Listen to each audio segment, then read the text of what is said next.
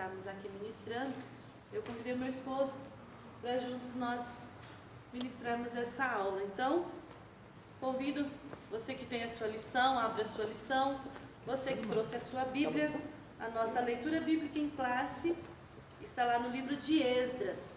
Essa lição é maravilhosa, ela é bem propícia aos dias que nós estamos vivendo, né? Estamos falando dos princípios divinos em tempos de crise. Quem é que nunca passou por crise? Quem é que não teve o dia mau? Quem é que não passou por uma situação difícil? Então aqui nós temos princípios bíblicos para nós alicerçarmos a nossa fé e mantermos a nossa confiança no Deus Todo-Poderoso. Cumprimento a todos com a paz do Senhor. É um privilégio estarmos aqui mais uma vez reunidos para juntos glorificarmos o nome de Deus. A igreja passou aí por uns dias com as portas fechadas, cultuamos nas nossas casas, mas novamente foi retomada os cultos, a EBD, então é um privilégio podemos estarmos aqui na casa de Deus novamente. Por que eu digo isso? Porque nós vamos falar um pouco a respeito da construção, do projeto da construção do templo. E nós aqui hoje, nós temos um templo pronto. E nós somente estamos na casa de Deus, somente buscamos de Deus realmente para adorarmos. Às vezes achamos ainda que é bastante e vemos aqui que existe um povo que passou por uma grande necessidade e muita dificuldade. Vamos estar fazendo a nossa leitura bíblica em classe. A gente vai ler aqui até para nós entendermos o contexto, né, que a história está inserida e o que a gente pode aplicar, fazendo uma aplicação para os nossos dias. Então, Esdras, no capítulo 4, os versículos 7, 9, 11, vai pulando ali e a gente vai passando. É o 7, o 9, o 11, o 12, o 13, o 15, 16, aí pula para o 21, 22, 23 e 24. Eu leio um, você lê? Pode ser. Vou começar aqui. E nos dias de Artaxerxes escreveu Bislão, Misdredade, Tabeel e os outros da sua companhia a Artaxerxes, rei da Pérsia, e a carta estava escrita em caracteres aramaicos e na língua siríaca.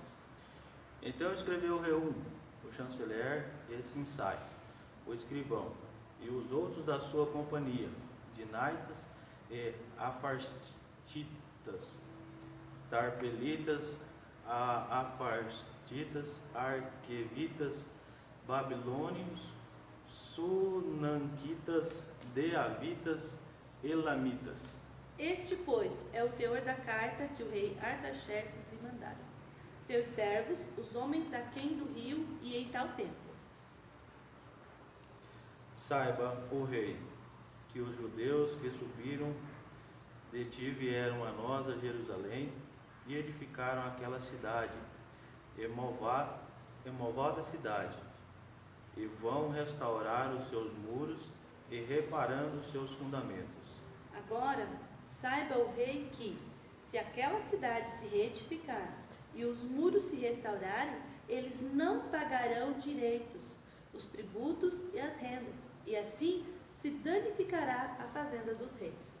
Para que se busque no livro das crônicas de teus pais, e então acharás no livro das crônicas, e saberás que aquela foi uma cidade rebelde e danosa aos reis e províncias, e que nela houve rebelião em tempos antigos, pelo que foi aquela cidade destruída.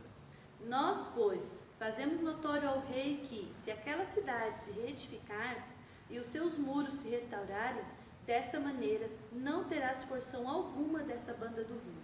Agora, pois, dai ordem para que aqueles homens parem, a fim de que não edifique aquela cidade, até que se dê uma ordem por mim. E guardai-vos de cometerdes erros nisso, porque cresceria o dano para o prejuízo dos reis? Então, depois que a cópia da carta do rei Artaxerxes se leu perante Reum, e Sinsai, o escrivão, e seus companheiros, apressadamente foram eles a Jerusalém, aos judeus, e os impediram à força de braço e com violência. Então cessou a obra da casa de Deus, que estava em Jerusalém, e cessou até o ano segundo do reinado de Dário, rei da Pérsia.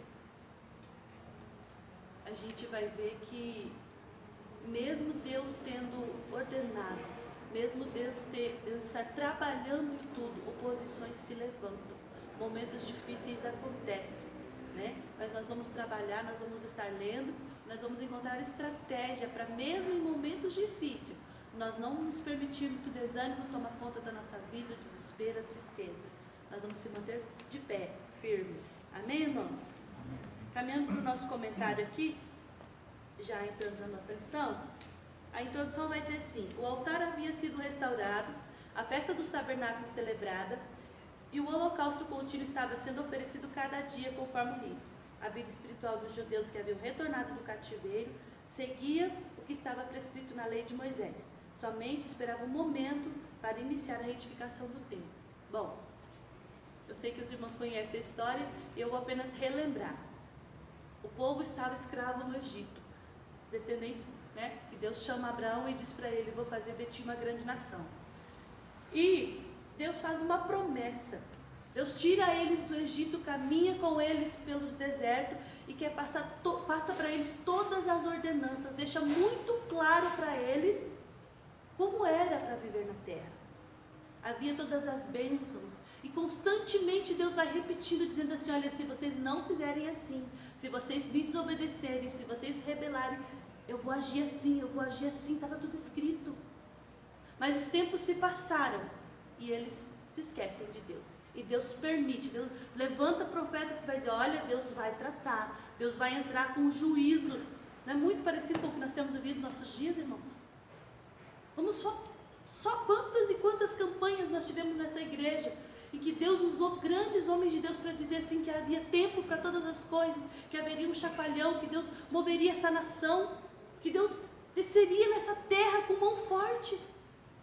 Então, e Deus não nos deixa desapercebidos, Deus não nos deixa desavisados. Se nós estivermos atentos, a cada passo Deus tem algo para a nossa vida. E aconteceu da mesma forma. O povo de Israel desobedeceu e Deus permitiu com que a terra fosse invadida, com que eles fossem levados cativos.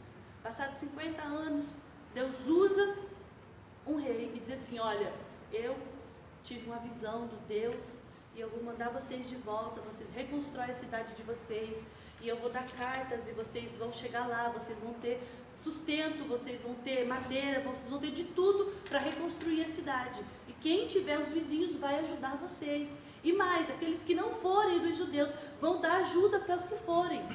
Estava tudo certo. Parecia que a vitória estava ganha, parecia que estava tudo arquitetado. Mas a gente vai ver o momento de crise que eles passaram. Aqui, na própria introdução, diz que quando eles vieram do exílio, eles retomaram novamente as suas atividades, os sacrifícios que eles faziam, eles começaram a fazer novamente, só que eles começavam empolgados para a reconstrução do templo.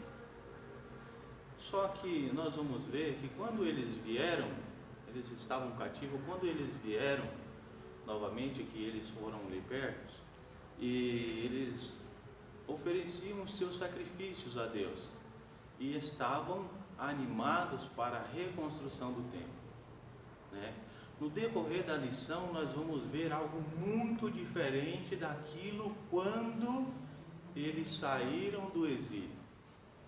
Quantas vezes na nossa vida Deus faz coisas por nós e nós agradecemos a Ele naquele momento ali que Ele fez? Só que passa-se alguns dias, nós, seres humanos, somos tendenciosos a esquecer aquilo que Deus fez por nós, né? Então vamos ver aqui que no começo eles estavam empolgados. Vamos discorrer a lição um pouquinho e vamos entender um pouco mais. Caminhando aqui no nosso comentário, já entrando aqui no ponto 1, diz assim: os alicerces do templo são lançados. Depois que os materiais para a construção do templo chegaram, segundo a concessão feita pelo rei de Ciro da Pérsia, Zorobabel e os que haviam voltado do cativeiro lançaram os alicerces do templo.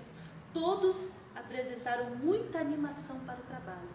A gente vai ver o quê? Pessoas que estavam animadas, motivadas, estavam ali contentes para colocar algo diante do Senhor, para refazer, reconstruir. Por quê? Porque eles sabiam, a Bíblia vai dizer que muitos daqueles que retornaram tinham visto a glória do templo.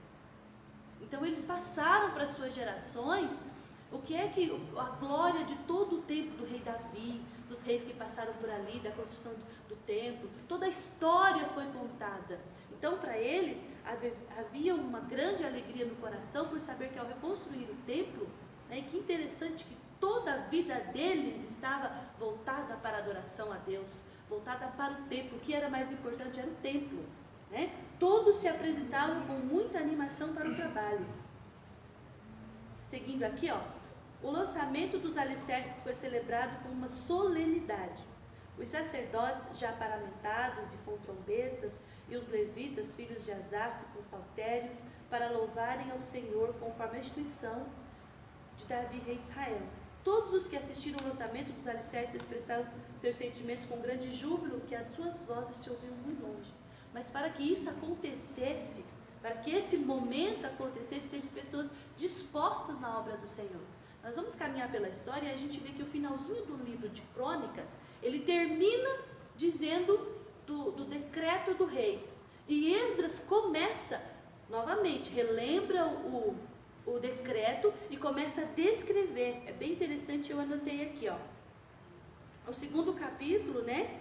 No primeiro capítulo ele fala do decreto. No segundo capítulo ele vai descrever o grupo das famílias que voltou.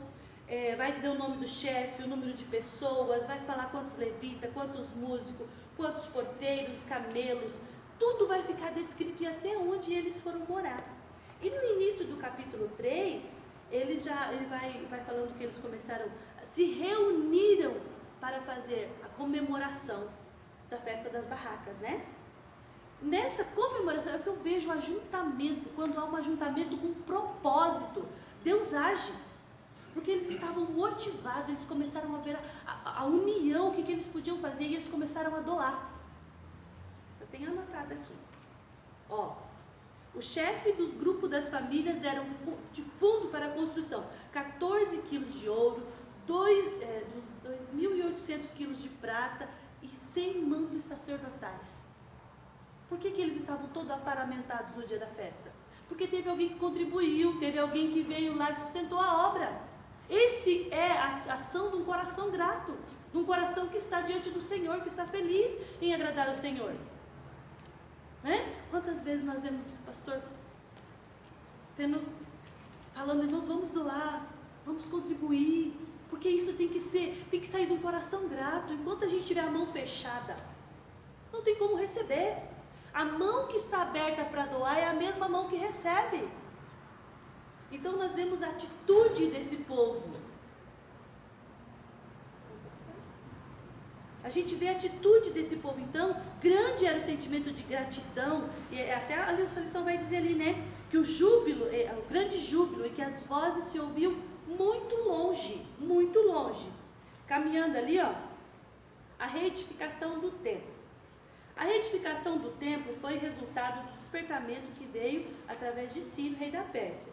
Convém lembrar que o despertamento pentecostal que chegou ao Brasil em 1911 trouxe consigo uma verdadeira renovação da doutrina da Igreja de Deus, que pode ser simbolizada pelo templo de Deus. A Igreja de Deus é um mistério que não pode ser compreendido pelo homem natural. O Espírito Santo quer salientar que Jesus em pessoa quer edificar a sua igreja. Ele o faz conforme a palavra de Deus. B. O Espírito Santo quer gerar um sentimento de reverência pela igreja do Senhor, que é morada de Deus. Então, para que hoje nós estamos aqui dentro desse templo lindo, houve alguém que deu a vida para que o Evangelho chegasse até o Brasil. Houve alguém que se colocou na presença de Deus e falou, Deus, que eu possa ser canal de bênção. Me usa para que eu possa começar um movimento dentro desta igreja. Homens que deram a vida para que o Evangelho fosse pregado, né? Então, o despertamento que acontece precisa Começar em algum lugar, seja no meio da igreja, seja no templo. Alguém tem que se dispor na presença de Deus para que esse avivamento venha a acontecer. O Espírito Santo quer adestrar a igreja porque ele é um instrumento da ação de Deus aqui na terra. Deus tem um trabalho para cada servo seu na grande obra de evangelização no mundo. E tudo nos mostra que está perto do final. O nosso papel em estar levando o evangelho é muito importante. A nossa vida tem que demonstrar isso. Às vezes nós não vamos poder pregar para o nosso vizinho, mas o vizinho vai olhar para a nossa vida e vai ver que nós somos diferentes. Às vezes lá no nosso trabalho, a gente não vai ter a liberdade de chegar e pregar o evangelho para alguém, mas alguém vai olhar para a nossa vida e ele vai dizer que aquela pessoa é diferente. E talvez no dia que ela tiver com um problema, alguma situação, ela vai se aproximar. Está aí a porta aberta para que o evangelho seja pregado. Então que nós tenhamos essa responsabilidade, temos cuidado com essa responsabilidade, porque passa por nós a obra da evangelização no mundo. Aqui você diz assim, adestrar a igreja, porque ela é um instrumento de ação. Adestrar a igreja. E quando a igreja ela não quer ser adestrada? Né? Então assim, o Espírito Santo ele quer nos moldar, ele quer que nós venhamos fazer as coisas da maneira correta, e ele nos ensina a fazer da maneira correta. O adestrar que eu entendo aqui é isso, ele quer nos adestrar, nos moldar, nos formar da maneira que é para ser, da maneira que é o correto a ser feito. Só que quando nós não nos deixamos ser adestrados, nós conseguimos obter o êxito para o qual Deus nos colocou na terra? Não, né, irmãos? Não conseguimos. Mas como que nós vamos ser um instrumento de Deus na terra se nós não nos deixarmos ser adestrados por Ele? Como que eu vou conseguir fazer para Deus algo se eu não me submeto às suas ordens, às suas leis? Como que eu vou conseguir fazer algo para Deus se eu não procurar saber de Deus o que Ele quer de mim? Aí daí eu acho que eu tenho as minhas convicções, eu sei o que é certo. Eu sirvo a Deus da maneira que é correta, mas e os demais? Então, nós temos que ter uma base, que é a Bíblia. A Bíblia é a correta, e o que parte da Bíblia é o correto. Então, eu tenho que ter a Bíblia como a minha base e me moldar segundo o que a palavra me diz. Se eu conseguir fazer isso, eu vou conseguir fazer as coisas que Deus colocou para mim fazer aqui.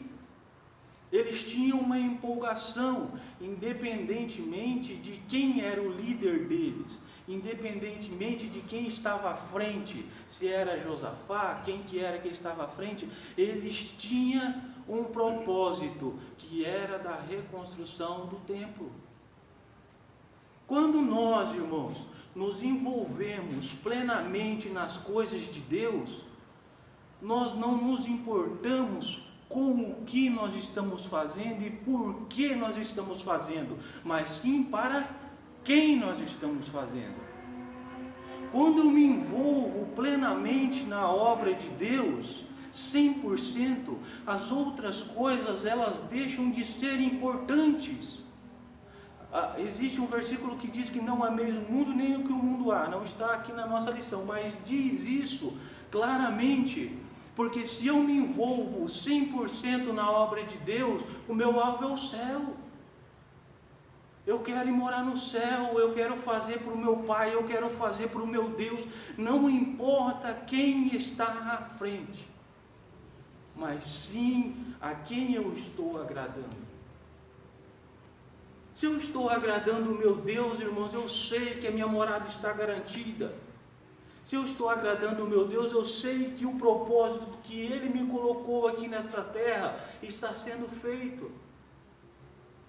Mas muitas das vezes nós, assim como os samaritanos, achamos que existem algumas coisas que precisam ser melhoradas, que precisam ser moldadas, mas moldadas à luz da palavra? Não, moldada da maneira que eu acho que tem que ser moldada.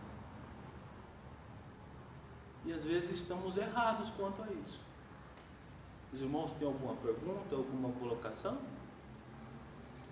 Professor, vejo que o senhor falou de adestrar, né? Da adoção. Eu entendo também como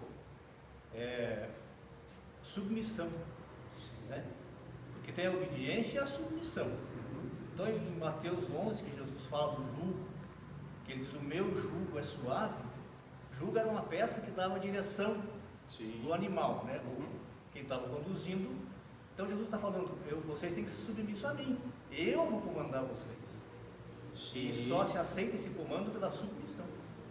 E passa a ser prazeroso, né, irmão Márcio? Sim. Passa a ser prazeroso, porque quando eu sou submisso, passa a ser prazeroso. Agora, quando eu obedeço somente, passa a ser um fardo, já não é mais prazeroso, porque eu estou fazendo porque alguém me delegou aquilo ali para ser feito. Mas eles não olhavam para o que foi delegado a eles, mas sim que era prazeroso e vamos fazer e vai acontecer e vai ser bênção. Verdade. Né? Eu fui o convidado, na verdade, professora Elisane. Eu fui o convidado para ajudar. Então, professor é professor. Então eu falo menos. Mas o ponto 2 aqui diz assim.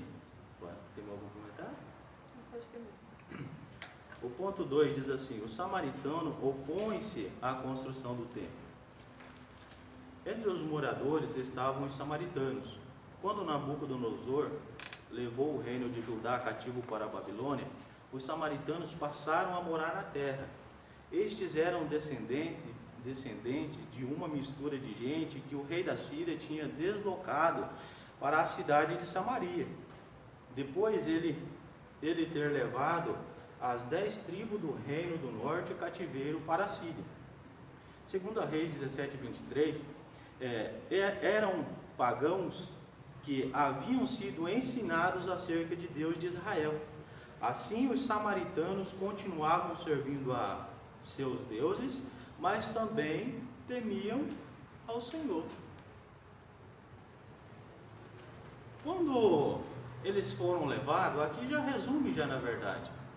Quando eles foram levados cativo para a Babilônia, os samaritanos, o rei, ele colocou algumas nações ali na cidade. E quando eles estavam ali na cidade, ali ficou uma cidade mística, né, de várias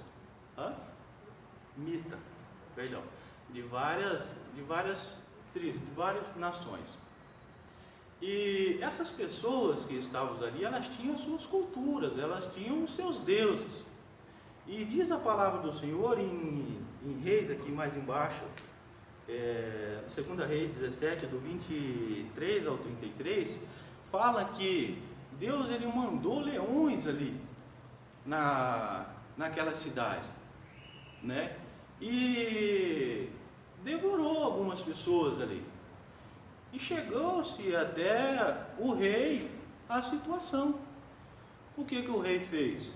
Ele pegou e disse que disseram para ele que o Deus daquela terra é quem estava bravo, quem estava nervoso com eles, por isso que tinha acontecido isso. Aí o rei delegou que pegasse um sacerdote e mandasse para aquela terra para ensinar para eles a cultura do Deus verdadeiro. E aquele sacerdote, ele ensinou para eles aquela cultura, a cultura judaica. Ou seja, eles continuaram fazendo os seus ídolos, continuaram fazendo as suas práticas que eles faziam, mas eles passaram a temer a Deus. Só que eles não obedeciam, né? passaram a temer, mas não obedeciam. Amém? Até aqui tudo certo? Os samaritanos, tentam frustrar a construção do templo. A maldade dos samaritanos levou-os a enviar uma carta ao rei da Pérsia contendo acusações mentirosas contra os judeus. O rei que recebeu aquela carta não conhecia bem do assunto e mandou parar a obra. O que dizia na carta? A carta dizia para ele ali, falou: olha, rei, aquele povo, por favor, dizia que aquele povo, aquela cidade já foi destruída por causa de quê? Por que a cidade foi destruída, irmãos? Eram insubmissos, eles queriam tomar de conta. Desobedientes. E se o rei não parar essa obra, o que vai acontecer? Eles não vão mais pagar os tributos devidos do rei, as suas fazendas vão passar necessidade, e contaram um monte de mentira para o rei. O que o rei fez? Manda parar a obra. No versículo da leitura diz que eles usaram até mesmo de força para que a obra fosse cessada, né? Mas de fato a obra realmente foi parada. Os irmãos, tem algum comentário? O Márcio, o Miguel? Isso aí mesmo. Amém? É tão interessante que quando Deus tira o povo dos hebreus lá do Egito, Ele deixa muito claro que Ele queria uma raça pura. Vocês não vão se casar, não vão dar suas filhas em casamento para os seus vizinhos, para as futuras vizinhas. Por quê? Porque a identidade, Ele queria que o povo tivesse uma identidade. E quando os samaritanos e esse povo que está na terra, que são pessoas, muitos judeus tinham casado suas filhas, estava tudo misturado, estava virado uma bagunça. E é por isso que deu essa confusão. Eles temiam ao Deus de Israel, no entanto eles permaneciam adorando os deuses da sua cultura. E o que quando Paulo nos escreve assim, olha, sede santo porque eu sou santo. Tenha pureza no teu coração, não se contamine com o mundo, mas transforma, não se amolde ao mundo, mas transforma ele pela renovação do seu entendimento. Está trazendo o que para nós? Se a gente se alinhar com o povo que faz coisa errada, vai chegar um momento que você vai olhar aqui e parece que não está tão errado assim. É o conselho que a gente dá lá em casa para os nossos filhos. Cuidado com as amizades. Cuidado com quem você faz aliança. Cuidado com quem você caminha junto, porque com quem você caminha junto, você se torna parecido com ele. Nós trabalhamos com casais e às vezes a gente traz isso em palestras ou nos cursos, dizendo o seguinte: tem casal que é parecidinho, não é? Eles até se parecem, porque os anos caminhando junto, se o outro ele anda meio tortinho, a outra já vai, porque anda junto, andou junto, você pega o jeito. Tem quando você faz uma amizade, aí passa os dias, você fala, não, agora eu já aprendi a lidar com ele. O dia que ele está meio aborrecido, eu deixo ele lá. O dia que ele está feliz, a gente conversa. É o caminhar junto. Era por isso que Deus dizia, olha, eu quero que vocês permaneçam uma raça pura, porque eu tenho promessa, algo especial para vocês. E o mesmo vale para nós nos dias de hoje. Por que nós devemos obedecer a palavra do Senhor e não nos contaminarmos com o mundo? Porque senão nós vamos temer o Deus verdadeiro e vamos continuar com as práticas mundanas. E olha lá se não carrega para dentro da igreja. Por isso que nós temos que ter todo o cuidado e obedecer a palavra de Deus. Amém? Caminhando na nossa lição, ponto 3. Algum comentário? Então vamos continuar aqui. Como se explica a falta de resistência dos judeus? Uma ordem dada por uma autoridade superior não pode ser invalidada por uma autoridade inferior. A ordem de construir o templo tinha sido dada pelo Deus do céu através do rei Ciro, a maior autoridade da época, que assinara o decreto de construção do templo. 2. Os judeus deveriam ter recorrido a Deus. Toda a história dos judeus é rica de exemplos de como Deus ajudou o seu povo em tempos difíceis. A própria vinda dos judeus para Jerusalém era uma clara demonstração de que Deus estava no negócio. Como eu comentei no começo, tudo estava dando certo, tudo tinha saído da melhor maneira possível. Eles fizeram a caminhada de retorno, eles chegaram, eu acredito que eles identificaram as terras deles, porque eles tinham seus lugares, cada tribo tinha sua terra, né? Eu acredito que eles choraram ao entrar ali. Não, nós estamos dentro do propósito de Deus, Deus nos abençoou, nós estamos aqui. Mas e aí, eles vão ver a adversidade se apresentar. Os inimigos se levantam, os vizinhos não gostam, o Márcio comentou, eles mandam uma carta e o templo, a reedificação é cessada. E daí assim, vejamos alguns exemplos da história dos judeus quando foram ajudados pelo Senhor. E às vezes não tem momentos assim, que tem uma luta que se apresenta e você chora e você vai para os pés do Senhor e fala: Deus, eu não vou aguentar, eu não vou suportar. Aí você olha para trás, olha lá, lembra de quando você começou a sua carreira cristã, ou do que você passou com a sua família, quantas lutas maiores já não venceu? Porque Deus foi com você. Mas tem luta que chega e ela se apresenta tão grande, que a gente fica sem saber o que fazer. E foi mais ou menos o que aconteceu com eles ficaram com medo. O Deus que tirou eles lá da terra e trouxe, o mesmo Deus estava com eles. Mas aí quando a dificuldade e a adversidade se apresentou, eles se desanimaram. Mas aqui a lição traz alguns exemplos de outros momentos em que eles foram ajudados. Nos dias do rei Ezequias, Judá foi cercado. Essa história está lá em 2 Reis 19. E eu quero rapidamente ler uns versículos aqui. 2 Reis, o capítulo 19. Eu vou ler os versículos salteados, tá? O versículo 14 diz assim: Recebendo, pois, Ezequias as cartas das mãos dos mensageiros e lendo-as, subiu à casa do Senhor. E Ezequias as estendeu perante o Senhor. Olha que atitude mais linda. Ele chega com a carta e ele coloca lá e fala assim: Deus está aqui, ó. Eu não vou nem contar, o senhor pode ser, o senhor mesmo pode ler. Como se Deus não soubesse de tudo, né? Está aqui, ó. Aqui a carta. Orou Ezequias perante o Senhor e disse: Ó Senhor, Deus de Israel que habita entre os querubins, tu mesmo, só tu és o Deus de todos os reinos da terra. E daí, irmãos, nós vamos ver uma oração que, se você for contar, eu já contei, ela tem 124 palavras. Mas vai mover o céu. Porque o que tem descrito aqui, a forma como Deus entra, a forma como Deus age. E eles já tinham vivenciado tudo isso.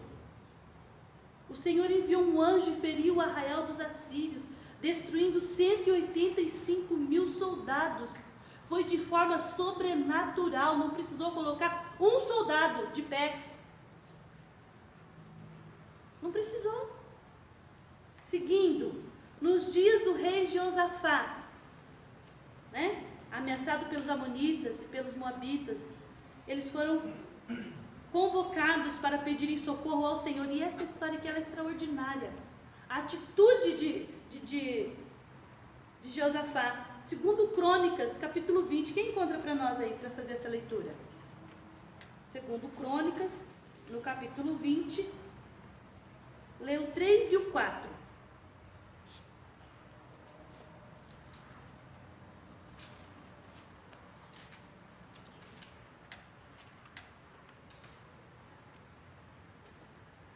Do Crônica, o capítulo 20. Quem encontrou? Então Jeosafá temeu e pôs-se a buscar o Senhor e apregoou o jejum em todo o Judá. Vocês viram aí? Ele temeu e o que foi que ele fez? Ele se pôs a buscar o Senhor, oração, e ele apregoou o jejum. E daí segue a história ali, ó. E todo Judá se ajuntou e das outras cidades também vieram. Olha quando um líder se levanta. Ele viu a necessidade, ele buscou de Deus, ele apregou um jejum, todos acompanharam ele. Olha aí os passos para a nossa vitória. Independente do que se colocar diante de nós, a busca, o sacrifício que colocamos diante de Deus tem resposta, irmãos. Não fica ao léu, não fica no vazio, não fica na fila de espera, não fica não. Há uma resposta de Deus. Os judeus já tinham vivenciado tudo isso, né? E tudo isso deveria ter inspirado os líderes do povo à resistência.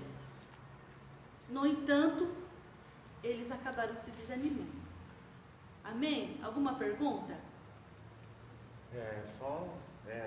Diante de todos os exemplos que a irmã já deu, né? Ainda dentro da lição, a gente vê que o povo, eles se desmotivaram muito rapidamente, né? Eles não lutaram por algo que Deus já tinha lhes assegurado. Quando lá no ponto 2, lá na reedificação do templo, diz que a reedificação do templo foi resultado do despertamento que veio através de Ciro.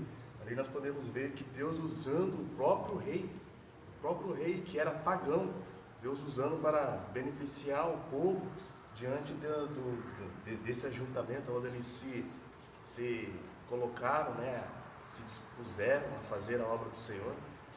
E diante disso tudo, que eles já conheciam, já sabiam acerca dos grandes feitos de Deus, e do que Deus havia feito ali naquele momento para eles, que usando o próprio rei Ciro, né, para baixar um decreto para que eles pudessem reconstruir o templo, e diante da primeira tempestade, da primeira prova que eles tiveram, eles desistiram tão facilmente. Isso é muito recorrente. Acontece conosco. A verdade é que nós devemos estar preparados e cientes de que isso vai acontecer a qualquer momento com a gente também. Crises, elas não têm lá um calendário, ó, no mês tal você vai passar. Não, elas se apresentam. Às vezes é uma enfermidade, às vezes é uma crise financeira, perda do emprego. Independente, a nossa fé precisa estar alicerçada no nosso Deus, para que o desânimo não ache lugar dentro de nós. Quando nós servimos a Deus pelo que Ele tem nos dado, é muito fácil nós negarmos quando é tirado. Porque se Ele me coloca em um cargo de status, quando eu perco, eu balanço.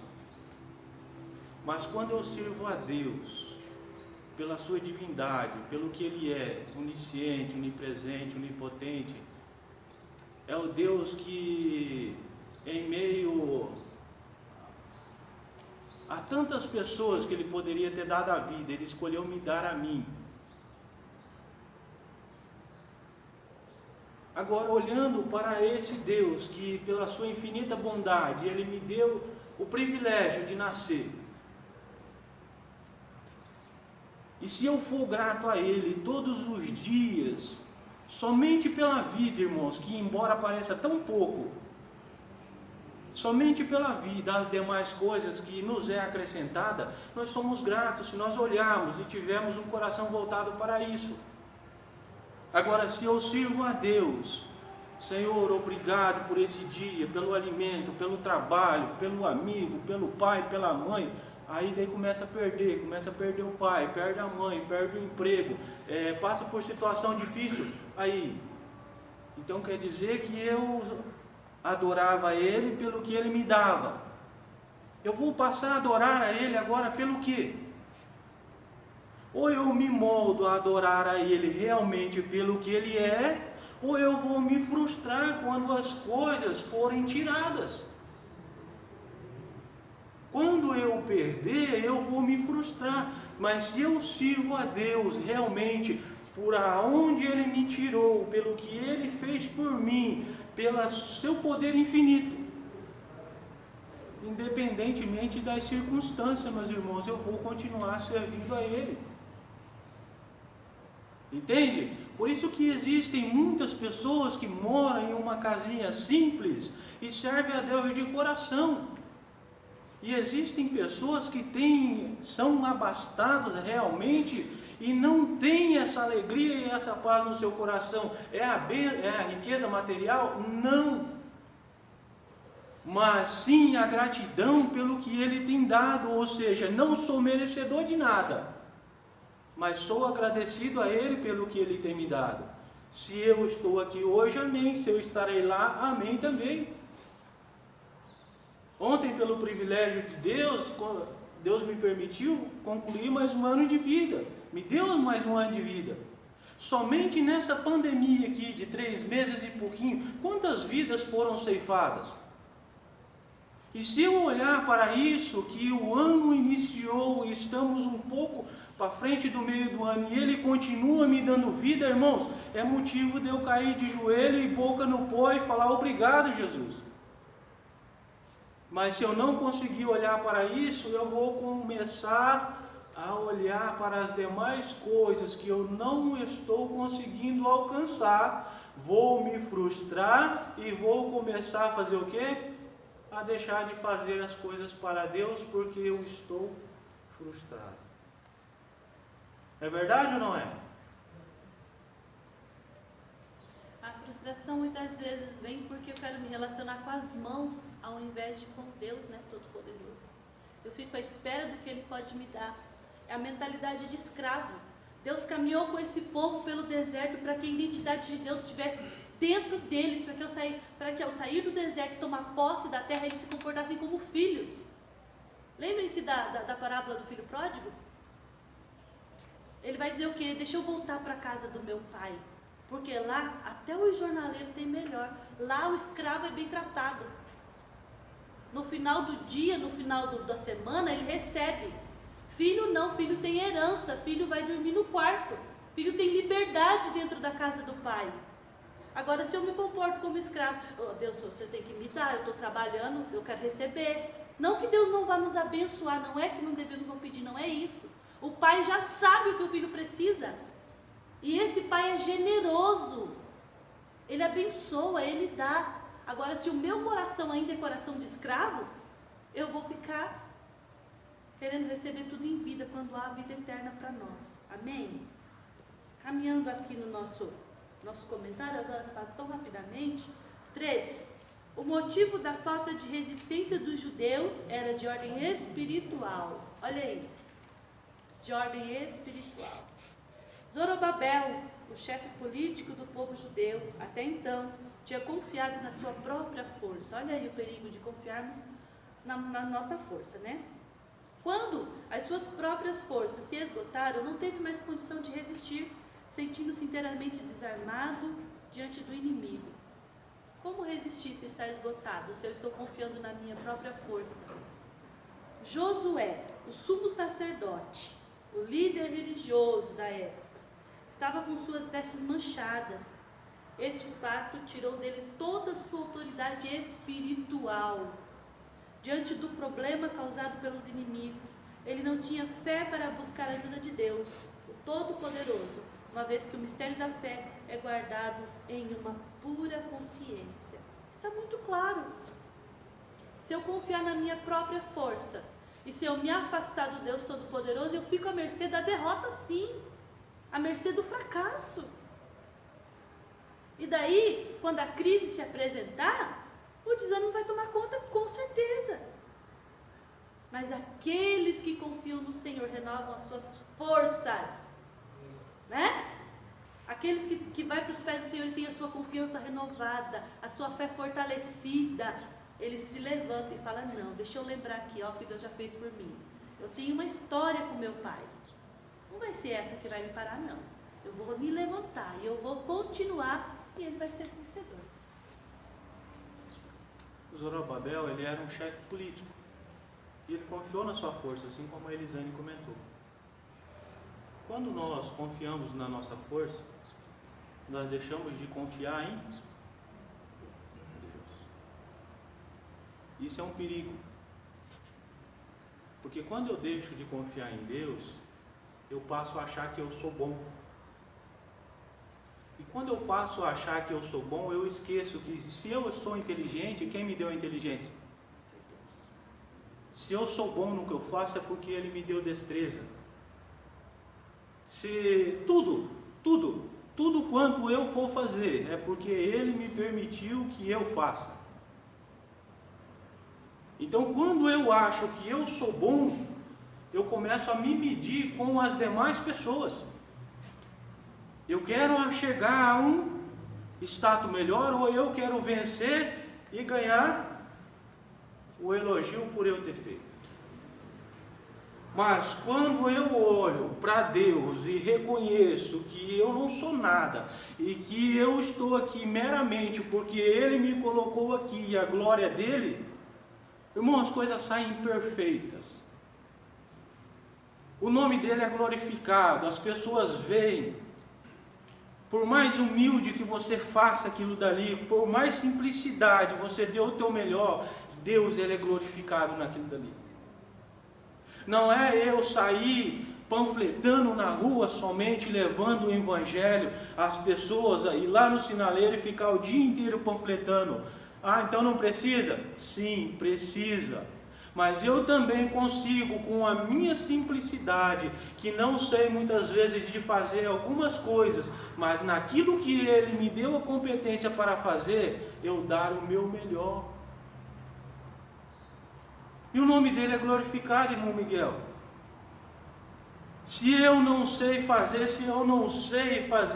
um vídeo, se eu não sei fazer algo, mas existem outras coisas que Ele me chamou para ser feita. Ele chamou um corpo feito por vários membros, tronco, mãos. O cabeça é Ele, nós somos o corpo, aonde a cabeça manda, o corpo tem que ir, irmãos. E o nome dele é glorificado através disso. Agora, quando nós queremos ser cabeça também, aí nós passamos a perecer, porque começamos a confiar na nossa própria força, e as coisas começam a desgringolar, e não entendemos o porquê. Mas se tivermos humildade suficientemente para pararmos e olharmos e pedirmos para Ele, Senhor, aonde foi que eu errei o caminho? E recomeçarmos novamente a nossa caminhada com Ele. Ele é Pai e tem prazer em ver nós bem. Amém? Estou bravo não, meu. Caminhando nosso comentário aqui, já indo para a última parte, quarta parte aqui. A reação dos samaritanos quando os judeus cessaram a obra. A tristeza dos judeus. Quando o povo em geral tinha, desde o início da construção, acompanhado o trabalho com simpatia. Os judeus trabalhavam com muito entusiasmo e muita união. O povo tinha ouvido falar de que o Deus do céu estava ao lado dos judeus, ajudando-os. E agora? Onde estava o seu Deus? Eu fico olhando que os judeus enfrentaram um momento difícil. O líder político estava fora, confiando na sua própria força. O líder espiritual, fracassado também. Ficaram como ovelhas sem pastor. Ficaram perdidos, né? E daí, a gente vai ver, no próximo ali, a alegria dos samaritanos. Os inimigos dos judeus regozijavam-se grandemente. Certamente, os conselheiros foram parabenizados pela sábia e competente ação. Porém, o gozo do ímpio é de pouca duração. Como nós falamos aqui, o nosso Deus é Pai. E Ele vai, de uma forma ou de outra, conduzir as coisas, se o nosso coração estiver voltado para Ele. De uma forma ou de outra, Ele vai fazer acontecer. Ele vai fazer você vencer. Os samaritanos ficaram alegres porque a estratégia deu certo. Qual foi a primeira ação deles? Eles tentaram uma parceria. Olha, nós também adoramos Deus verdadeiro. A gente adora esse outro Deus aqui, mas a gente teme esse Deus grande de vocês aí, o Deus de Israel. Vamos fazer uma parceria, deixa a gente ajudar na reconstrução do templo. Aí eles falaram, não, essa bênção aqui é nossa, nós não queremos nada com vocês. Aí o que eles fizeram? Vamos escrever uma carta e vamos dizer que se essa cidade for edificada, está todo mundo em problema aqui, está todo mundo em perigo. Porque o Deus deles é grande. A fama do Deus de Israel era conhecida em toda a terra. É como dizer assim, por mais que agora eles são por baixo, mas deixa eles pegar uma altura para ver. Eles acabam com tudo em volta. Estratégia. E a estratégia é velha, porque a nossa lição vai dizer assim, ó, eles tinham usado, né, essa mesma alegria momentânea deles, já tinha acontecido. No ar, o gozo dos filisteus que haviam prendido Sansão terminou em tragédia. A bela estratégia de comprar Dalila para que o segredo de Sansão fosse revelado, acabou que na morte, por mais que Sansão morreu junto, naquele momento ele matou mais inimigos filisteus do que em toda a sua vida. B. A alegria dos sacerdotes que alugaram Judas para trair Jesus foi de curta duração. Com a ressurreição de Jesus, seus problemas se agravaram. Glória a Deus. Jesus desceu à sepultura. Aí quando ele ressurge de lá, o evangelho ganha o mundo inteiro. Não adiantaram parar o evangelho. Não parou. Eles quiseram matar Jesus para que morresse ali. Mas não deu certo.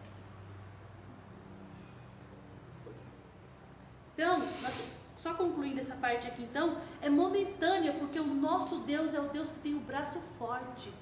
É o Deus que permite as situações, permite vales, permite desertos, para a gente passar para aprendizado. Nós devemos ter muito cuidado com os vales, com os desertos que pessoas estão passando, e às vezes você se depara, mas o que ele fez? Está pagando. Não, vamos ter muito cuidado com isso. Deus, ele trabalha em todo o tempo, e muitas vezes ele usa o deserto como escola. Ele molda. Eu sei que você já teve as suas experiências com Deus, eu sei que já teve momentos difíceis de você falar assim, hoje eu sei dar valor, porque eu já passei lá. É Deus trabalhando. Amém? Algum comentário? Continuando a nossa lição, então, 3. O desânimo dos judeus. Os judeus que tinham voltado do cativeiro para construir o templo sentiram-se humilhados e tristes. Mas, passado algum tempo, acomodaram-se com a situação e não lutaram pela continuação do templo. E aí? A frieza entrou? Eles foram ficar quietinhos. A Bíblia vai dizer que eles começaram a embelezar suas próprias casas. Ficaram no meu mundinho. Eu vou correr para a vida, porque vou trabalhar, eu quero a promoção, eu quero pagar a minha casa, eu quero trocar meu carro, eu quero comprar uma casa na praia. E não tem fim, irmãos. Não tem fim. Se a pessoa luta para comprar a bicicleta, depois ele compra o carro, depois ele... Entende? Se ele for olhar pela vida terrena, pelos bens materiais, não tem. Não, eu vou ficar feliz quando eu pagar a minha casa e comprar um carro zero. Aí ele fala, mas puxa, eu trabalho tanto, eu preciso de uma casa lá na praia para me descansar no fim de semana. Aí depois ele fala, não, eu preciso de um segundo carro porque meu filho cresceu. E assim vai. Essa acomodação aqui, tem até hoje, se a gente não cuidar, a gente vai ver ela. E no finalzinho, quando nós voltamos aqui, mas para concluir o que a Elisane está dizendo, diz que eles deixaram de fazer a obra de Deus e foram fazer as suas próprias casas. Eles desanimaram tanto a ponto de não querer mais fazer as coisas para Deus e começaram a fazer as coisas para si mesmo. Pega hoje, Veracruz, quantos crentes tem hoje realmente que tem a convicção no seu coração, aquele ardente desejo de fazer algo para Deus? Os irmãos que estão aqui hoje nessa escola dominical, que deixaram os seus lares para vir aqui, hoje é o primeiro domingo, né? Depois que reabriu. Então, existem pessoas que o seu coração arde o desejo de fazer algo para Deus. E existem aqueles que já se conformaram com a pandemia e estão nas suas casas achando que é normal. Mas Deus nos chamou, irmãos, para nós sermos diferentes. A Bíblia diz que Deus ele não faz acepção de pessoas, mas Deus ele faz separação de pessoas. E essas pessoas que Deus separa são pessoas separadas para Ele, para fazer realmente o que Ele quer que seja feito. Então, embora talvez tenha alguns desanimados, mas ainda existem aqueles que têm uma chama no seu coração, que pode continuar, que pode levar, que pode reanimar, que pode chegar e dizer para ele que ainda existe esperança. Que Deus ele ainda não perdeu o controle das coisas, que Ele permanece sendo Deus. Que embora muitas das coisas estão difíceis, mas Ele não perdeu o controle.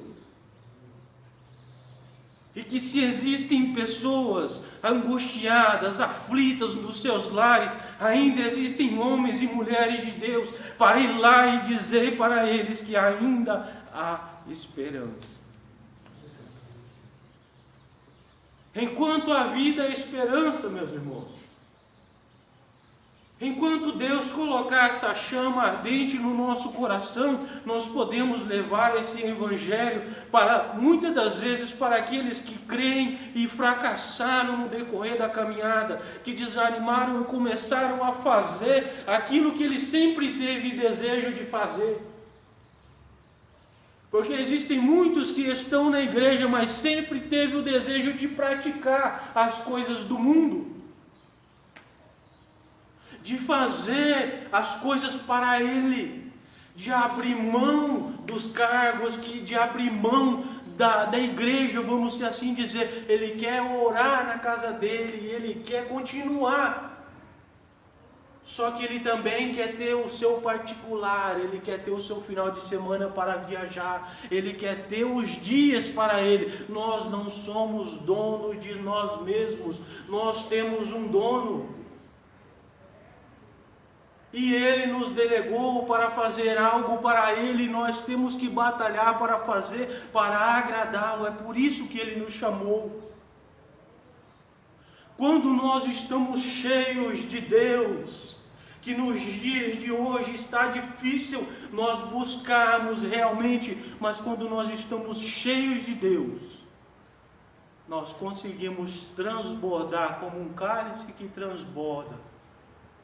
E quando aquele cálice transborda, irmãos, ele começa a molhar tudo quanto está ao seu redor. E se eu buscar de Deus veementemente, Deus me encher, eu não vou desanimar as demais pessoas, mas eu vou conseguir dizer para eles que ainda existe esperança. Mas, para isso tem que partir de mim. Eu não posso esperar para os demais.